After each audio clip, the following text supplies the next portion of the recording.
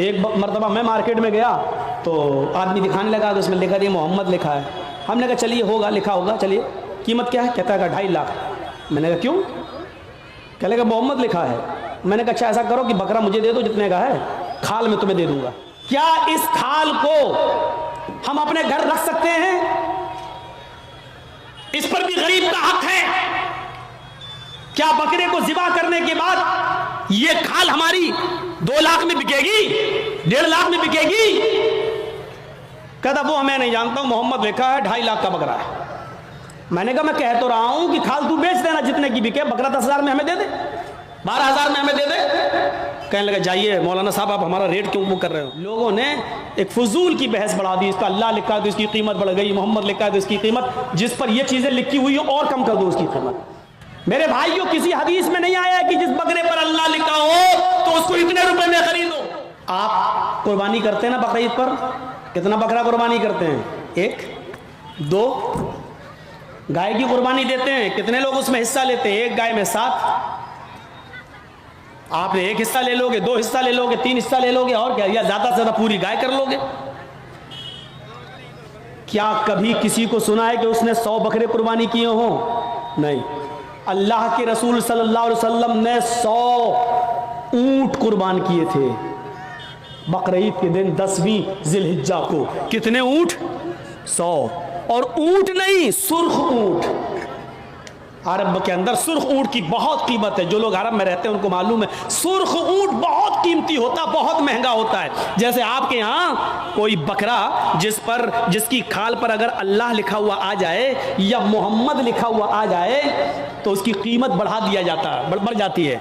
1.5 लाख, 2 लाख, 2.5 लाख। एक मरतबा मैं मार्केट में गया तो आदमी दिखाने लगा, तो उसमें लिखा दिया मोहम्मद लिखा है।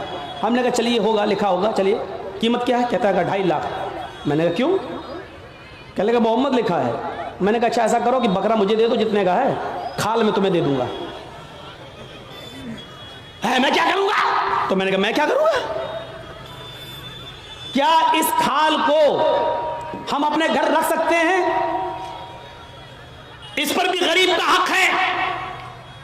क्या बकरे को ज़िबा करने के बाद ये खाल हमारी 2 लाख में बिकेगी, 1.5 लाख में बिकेगी? कहता वो मैं नहीं जानता हूं, मोहम्मद लिखा है, 2.5 लाख का बकरा है।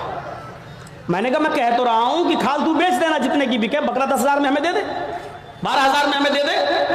कहने लगा जाइए मौलाना साहब आप हमारा रेट क्यों वो कर रहे हो?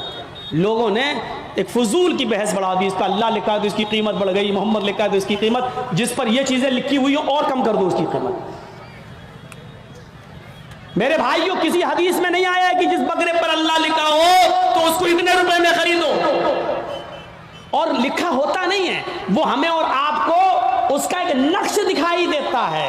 बस ये अलिफ बाल ये लाम पूरी तरीके से देखा जाए तो पूरा लिखा हुआ भी नहीं होगा, उस पर तशदीद बनी होगी, फिर उस पर खड़ा अलिफ होगा, फिर आप पूरी तरीके से अगर देखें तो मिलेगा भी नहीं ऐसा, लेकिन महसूस ऐसा कराएंगे कि देखिए ये अल्लाह। हालांकि देखा जाए तो ये भी अल्लाह ही है। देखिए ये भी अल्लाह ही है। अलिफ, ये अलिफ हो गया ना, और लाम कैसा होता है? ये लाम हुआ, फिर एक और लाम हुआ, फिर ये उसके ऊपर का अलिफ, और ये है। तो देखा जाए ये क्या है? अल्लाह ही है। अगर आप इस पर रोशनाई लगा दें पूरा, और फिर उसको आप ये दाहिने हाथ को इस तरीके से दीवार पे छाप दें तो आप देखेंगे अरबी में अल्लाह ही लिखा हुआ नजर आएगा, अल्लाह ही लिखा हुआ नजर आएगा। अब बताइए जब अल्लाह लिखा हुआ नजर आएगा तो हम क्या माने? अब इस हाथ से आदमी शराब भी पी रहा है, अब इस हाथ से आदमी जुआ भी खेल रहा है, इस हाथ से गलत चीजों को भी पकड़ रहा है। तो इन चीजों से हैसियत नहीं बढ़ जाती है? साधुओं की तरह अल्लाह के रसूल के पास सब कुछ था, लेकिन कोई चीज आपने अपने ऊपर खर्च नहीं की। तारीख बताती है 100 ऊंट हमारे पास अगर 2 जानवर भी आ जाए कुर्बानी के लिए तो आज हम 10वीं को करते हैं और दूसरा बकरा 12वीं को करेंगे। क्यों? मेरी बेटी आएगी, मेरी बहन आएगी, मेरे रिश्तेदार आएंगे। दूसरा बकरा हम 12वीं तारीख को करेंगे अपने रिश्तेदारों को दावत देने के लिए। लेकिन अल्लाह के रसूल ने 100 ऊंटों की कुर्बानी की और एक ही दिन की 10वीं 10वीं तारीख को।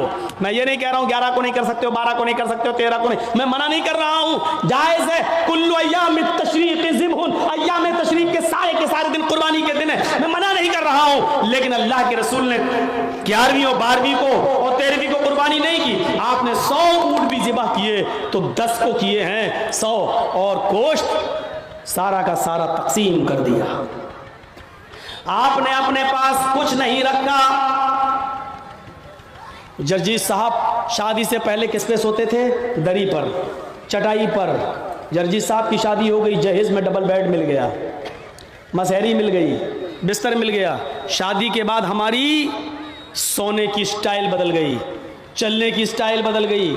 जर्जी साहब साइकिल पे चलते थे, अब बाइक पे चल रहे हैं, बड़े आदमी हैं, 4 व्हीलर भी दे दी होगी हो सकता है ससुराल वालों ने, अब 4 पहिए की गाड़ी पे चल रहे हैं। रहने की स्टाइल बदल सकती है, लेकिन मोहम्मद रसूलुल्लाह 25 साल की उम्र में जब 40 साल की एक बूढ़ी औरत खदीजा से निकाह करते हैं, खदीजा अरब की बहुत बड़ी दौलतमंद और रईस खातून थी, जब अल्लाह के रसूल की शादी उनके साथ होती है तो खदीजा अपने साथ सारा माल भी लेके आती हैं, सारा खजाना लेके आती हैं, सारा बिजनेस लेकर आती हैं। अल्लाह के नबी सल्लल्लाहु अलैहि वसल्लम शादी के बाद भी उसी चटाई पर, उसी इकहरे बिस्तर पे सोया करते थे जो शादी से पहले आप सोया करते थे।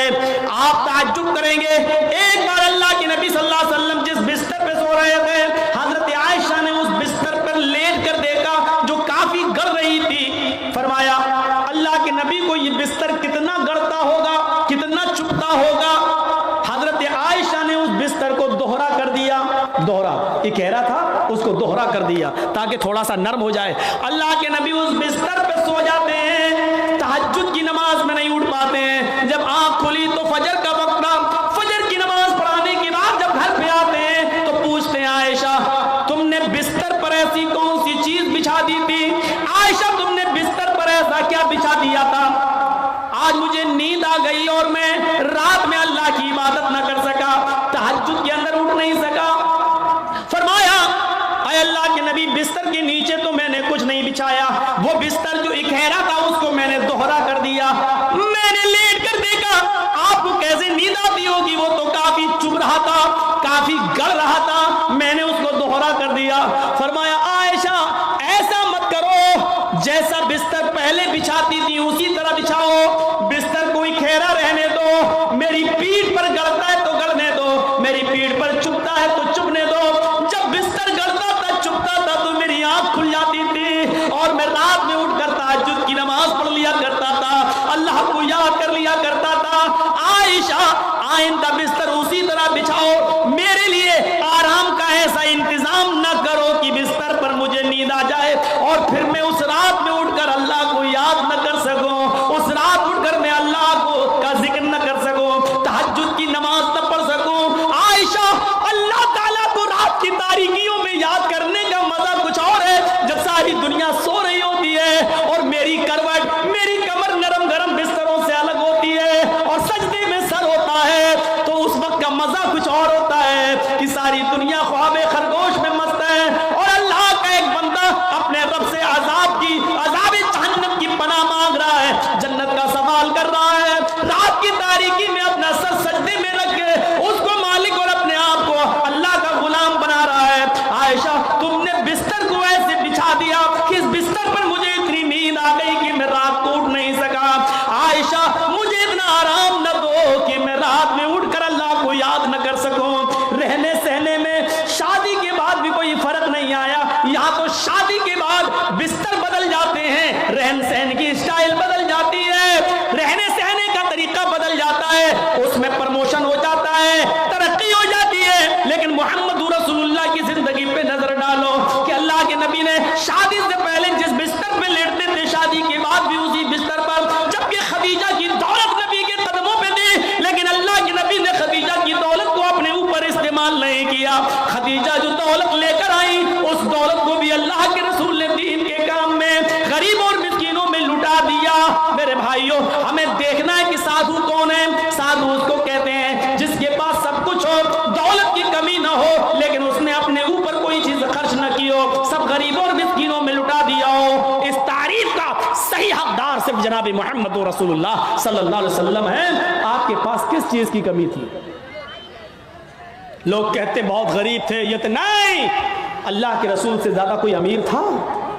अल्लाह ने कहा था कहो तो इस पहाड़ को हम सोने का बना दें, और ये ओहद पहाड़ जब सोने का बन जाए तो जहां आप चले ये पहाड़ भी आपके साथ चले। लेकिन अल्लाह के नबी ने अल्लाह ताला के इस फरमान को, इस गुजारिश, अल्लाह ताला के इस हुक्म को नाफिज होने के बाद मना कर दिया कि नहीं नहीं, अरे अल्लाह मुझे दुनिया में आराम नहीं, सोना नहीं चाहिए, चांदी नहीं चाहिए, बल्कि आपने फरमाया अल्लाहुम्मा जअलनी फी हयाती मिस्कीना, अरे अल्लाह दुनिया में मुझे जितने दिन जिंदा रख, मिस्कीन बना के जिंदा रखना। अरे अल्लाह जब मुझे मौत आए तो हालत मिस्कीनी में मुझे मौत आए, और अल्लाह कल कयामत के दिन जब मैं उठाया जाऊं तो फकीरों में और मिस्कीनों ही में मैं उठाया जाऊं। ये अल्लाह के रसूल की दुआ थी, जबकि अल्लाह ताला तो ओहद पहाड़ को सोने का बनाने के लिए तैयार था। नबी अकरम जहां चलते पहाड़ आपके साथ साथ चलता, लेकिन अल्लाह के रसूल ने पहाड़ को सोने का बनाने से मना कर दिया और कहा कि मुझे दुनिया के ऐशो आराम नहीं चाहिए। हजरत अब्दुल्ला इब्ने उमर ने बिस्तर पर लेटकर देखा तो कहा अल्लाह के नबी ये क्या है? जब अल्लाह के नबी उस बिस्तर पर सो के उठे तो देखा कि उस निशान पड़ गए। आप किसी खुरदुरी चटाई पर लेटिए, नंगी पीठ, जब आप उठेंगे तो चटाई के निशान आपकी पीठ पर पड़ जाएंगे। अल्लाह के नबी की पीठ पर जब निशान पड़े तो हजरत अब्दुल्ला इब्ने उमर ने जब ये देखा तो चीख पड़े, अरे अल्लाह के रसूल, आप तो यहूद और नसारा तो नरम गरम बिस्तर पर सोए, और आप जो हैं ऐसी चटाई पर जिससे आपके निशान पड़ जाएं। नहीं नहीं, आज के बाद आप इस चटाई पर नहीं सोएंगे। आपने कहा फिर लबित्तखज़ना लका वतान, आज हम आपके लिए एक नरम गरम बिस्तर बना देंगे, नरम गरम गद्दे का इंतजाम कर देंगे, आप उसके ऊपर सोना। अल्लाह के नबी सल्लल्लाहु अलैहि वसल्लम ने फरमाया नहीं, आए अब्दुल्ला, मेरे लिए नरम गरम बिस्तर का इंतजाम मत करना। माली वलिद दुनिया माना फिद दुनिया इल्ला कराकिबिन इस्तज़ल्ला तहता शजरा थुम्मा राहा। नहीं नहीं, आए अब्दुल्ला, मेरे लिए नरम गरम बिस्तर नहीं, मैं तो इस दुनिया में एक मुसाफिर की तरह हूं। जैसे मुसाफिर थक जाता है तो एक सायादार दरख्त के नीचे आराम करने के लिए बैठ जाता है, थोड़ा पानी पीता है, सस्ताता है और फिर उठ के चल देता है। मैं भी इस दुनिया में एक मुसाफिर की तरह हूं, चंद दिन रहूंगा और फिर ये दुनिया छोड़ के चला जाऊंगा, फिर इस दुनिया से मैं निकल जाऊंगा। मैं तो एक मुसाफिर की तरह हूं। नहीं नहीं, एक हदीस में आता है आपने हजरत उमर को सख्ती से मना किया था, मेरे लिए नरम गरम बिस्तर न बनाना, लहुम फिद दुनिया व लना फिल आखिरा। ये नरम गरम बिस्तर यानी यहूद और नसारा के लिए दुनिया में है और हमारे लिए आखिरत में है। हमारे लिए आखिरत के अंदर बनाए, आखिरत में है, हमारे लिए दुनिया में नहीं है, हमारे लिए आखिरत के अंदर बनाए गए हैं। इसलिए हमें दुनिया के ऐशो आराम नहीं चाहिए। साधु इसको कहते हैं जिसके पास सब कुछ हो लेकिन उसने गरीबों पर निछावर कर दिया हो, मिस्कीनों पर लुटा दिया हो, अपने पास उसने कुछ न रखा हो। आसिना साधुत मनम, जो साधुओं की तरह अपनी जिंदगी गुजारेगा, अशरो बुढ़ा, और उसके अंदर 8 खूबियां पाई जाएंगी। अब 8 खूबियां भी देख लो किसके अंदर थी। अल्पभाषी, वो कम बोलेगा। कम बोलने वाला कौन था? पूरी जिंदगी आप पढ़ जाइए, मोहम्मदुर रसूलुल्लाह सल्लल्लाहु अलैहि वसल्लम से ज्यादा कम बोलने वाली शख्सियत आपको नहीं मिलेगी। जरूरत के वक्त बोलना और उतना बोलना जितनी जरूरत है, उससे ज्यादा नहीं।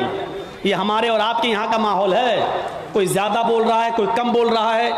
अल्लाह के रसूल उतना ही बोला करते थे जितनी जरूरत है।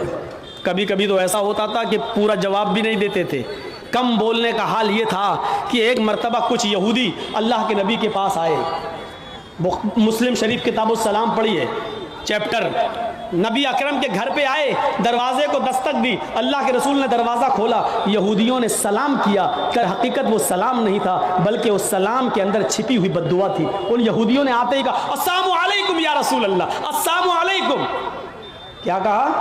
अस्सलामु अलैकुम, लेकिन कहा ऐसे अस्सलामु अलैकुम या रसूल अल्लाह। आए अल्लाह के रसूल, आप पर मौत हो। अस्सलामु अलैकुम नहीं कहा उन्होंने, सलामती हो, बल्कि क्या कहा? अस्सलामु अलैकुम, मौत हो आप पर, बर्बाद हो जाएं आप। तो अल्लाह के रसूल सल्लल्लाहु अलैहि वसल्लम समझ गए आपने सुन लिया, इन यहूदियों ने अस्सलामु अलैकुम नहीं कहा, बल्कि इन यहूदियों ने क्या कहा, अस्सलामु अलैकुम। तो अल्लाह के रसूल ने इतना कम जवाब दिया, मुख्तसर, चूंकि आप कम बोलते थे, आपने उसका बहुत ही शॉर्ट में जवाब दिया, वालेकुम। यहूदी झिलमिला गए। यहूदियों ने कहा अस्सलामु अलैकुम, मौत हो आप पर। आपने उसके जवाब में सिर्फ इतना कहा, वालेकुम, तुम पर हो, यानी जो तुम मुझ पर भेज रहे हो वो तुम पर हो। हजरत आयशा ने जब सुना तो उन्होंने अंदर से पर्दे की ओर से चीखते हुए कहा, वालेकुमुस्सलाम या यहूद व लअनतुल्लाह। आए यहूदियों, मेरे शौहर पर तुम मौत भेजते हो, तुम पर मौत हो और अल्लाह की लानत हो। तो अल्लाह के रसूल ने हजरत आयशा को डांटा था और कहा था, आयशा ये तुमने गलत किया, आयशा तुम्हें ऐसा नहीं करना था। हजरत आयशा ने कहा, अल्लाह के रसूल आपने सुना नहीं, आप पर मौत भेज रहे हैं वो। अल्लाह के नबी ने कहा, आयशा क्या तुमने सुना नहीं, मैंने उनको क्या जवाब दिया? उन्होंने कहा अस्सलामु अलैकुम, मैंने कह दिया वालेकुम। जो उन्होंने मुझ पर भेजा मैं उनको भेज चुका हूं, मैं उनको बोल चुका हूं, तुमने अपनी तरफ से ज्यादती की है, गलत किया, जाओ माफी मांगो तुम। मेरे प्यारे साथियों, तसव्वुर करें आप, अल्लाह के नबी कितना कम बोलते थे। कम बोलने को अपनी आदत बनाइए।